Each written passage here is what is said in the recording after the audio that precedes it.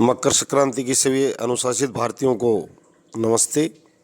आज मैं जो अंग्रेजी शासन के दौरान जो उदारवादियों के कार्यक्रम में मांगे programs and demands of the moderates जो होती थी, जो पढ़ा लिखा वर्ग बताता था अपने आप को और उनकी आर्थिक नीतियों की घोर आलोचनाएं करता था, आज मैं ये तुलनात्मक अध्ययन करूँगा कि आज 72 साल के बाद 74 साल के बाद यानी 2021 आ गया 47 से, वो उस दौर में जो कुशासन था, अंग्रेजी कुशासन, जिससे पढ़ा लिखा वर्ग उद्वेलित हो रहा था, अंदर ही अंदर सुलग रहा था उन समस्याओं को लेकर, आज मैं यही आपसे चर्चा करूँगा कि उन बातों से हम कितने बाहर आ गए हैं। वो उनकी आर्थिक नीतियों की घोर आलोचनाएं जिन मुद्दों पर करता था, आर्थिक मीमांसा, इकोनॉमिक क्रिटिक और ब्रिटिश कॉलोनियलिज्म यानी ब्रिटिश उपनिवेशवाद की आर्थिक मीमांसा करते थे, घोर नीतियों की पूंजी का निवेश कर भारत का आर्थिक शोषण किया जा रहा है और हमें बर्बाद कर रहे हैं। सबसे प्रमुख मुद्दा उनका था, भारत की निर्धनता का मुद्दा उठाते थे कि भारत में गरीबी बढ़ रही है। आज इस गणतंत्र दिवस पर जो संविधान को सम्मान देने के लिए हम 26 जनवरी 1950 को जो इसी दिन जो लागू हुआ था भारतीय संविधान, भारत में कैसे कानून होंगे, किन किन कानूनों का किस प्रकार शासन और जनता को पालन करना है, ये सभी बातें उसमें वर्णित की गई हैं।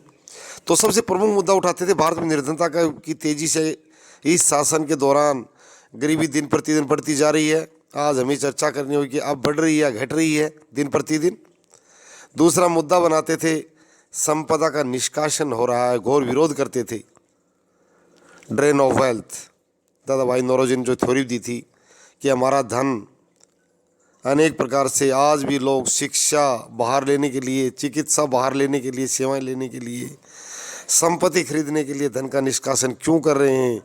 भारत में हजारों विश्वविद्यालय, शायद विश्व को सुनकर भी आश्चर्य आएगा कि हजारों विश्वविद्यालय भारत में हैं, फिर क्यों अनावश्यक रूप से लाखों छात्र बाहर जा रहे हैं, क्या लेकर आ रहे हैं। हमारे बच्चे आज भी उनसे उत्कृष्ट हैं। मैंने स्वयं देखा है, जो यूएसए यूके से जो पढ़कर, कनाडा ऑस्ट्रेलिया से पढ़कर आ रहे हैं, ज़्यादातर बच्चे एक प्रकार से मैं कहूँगा भोंदू बनकर आ रहे हैं, बदतमीज़ बनकर आ रहे हैं। उनके पास कुछ नहीं हमारे बच्चों के सामने। मुझे बड़ी शर्म आ रही कहते हुए कि उनके अभिभावक, और अभिभावक भी इस श्रेणी के जो अपने आप को बहुत उच्च शिक्षित और उच्च पद पर आसीन बताते हैं, उनको क्यों बाहर भेज रहे हैं। हमारे उन बच्चों को हमारे देश की जो पूंजी है, मुद्रा है और सम्मान को क्यों बाहर ले जा रहे हैं। हम करें विश्व गुरु थे, हैं और रहेंगे। तो संपदा का निष्कासन हो रहा है, इसको रोकने के लिए एक जन चेतना जागृत की जाए और जो ले जाने वाले हैं उनको हीन दृष्टि से भी हम देखेंगे।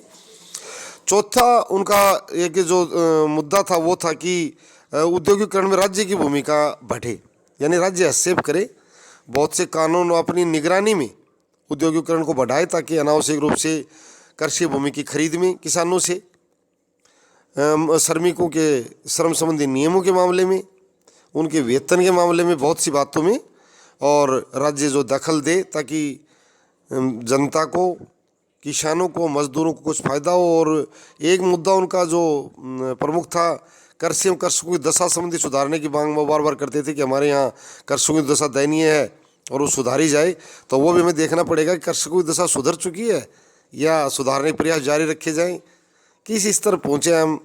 ये इकोनॉमिक्स के जो शोधार्थी हैं, जो छात्र हैं अर्थशास्त्र के, मैं उनसे भी आह्वान करता हूँ कि उन चारों पाँचों मुद्दों पर राष्ट्र और सरकार के सामने, केंद्र राज्य सरकारों के सामने उनकी तस्वीर पेश करें। कोई हिंदी समर्थक पंथी है, कोई हिंदी विरोधी है, हमें अलग अलग प्रकार को भ्रष्टाचार पंथी विरोधी बताते हैं अपने आप को कि हम भ्रष्टाचार को समूल रूप से नष्ट करेंगे। इस तरह की ढेर सारी बातें लेकर हमारे राजनीतिक मैदान में हैं अलग अलग दल के। दक्षिण भारत की राजनीति के कुछ अलग करें, भाषाई मामले हमारे उत्तर भारत वाले कुछ अलग, वो बातें चलती रहेंगी, उन पर हम बाद में अलग से चर्चा करूँगा मैं। और वित्तीय नीति का विरोध करते थे। तो अब ये भी देखना होगा कि वो कहते थे भाई जो ज़्यादा धनी वर्ग है उन पर ज़्यादा बड़े कर लगाओ और गरीबों को करों से मुक्ति दो, ये सबसे प्रमुख मुद्दा है। लोकतंत्र की विशेषता भी ये होती है कि अमीरों पर भारी करों का बोझ लादा जाए ताकि समानता की तरफ, समाजवाद की तरफ भी बढ़े समाज, और गरीब लोगों का हित भी हो, वो थोड़ा सा उनकी जो अवस्था है वो थोड़ी सी आम या सामान्य अवस्था धारण कर सकें आर्थिक रूप से, ताकि थोड़ा सा देश गरीबी से बाहर निकले। तो हमें वित्तीय नीतियों पर भी देखना होगा कि आज हमारी वित्तीय नीतियाँ प्रशंसनीय हैं या आलोच्य हैं। इन सभी बातों के साथ आज का वीडियो में मकर संक्रांति के दिन आपको प्रेषित कर रहा हूँ। धन्यवाद।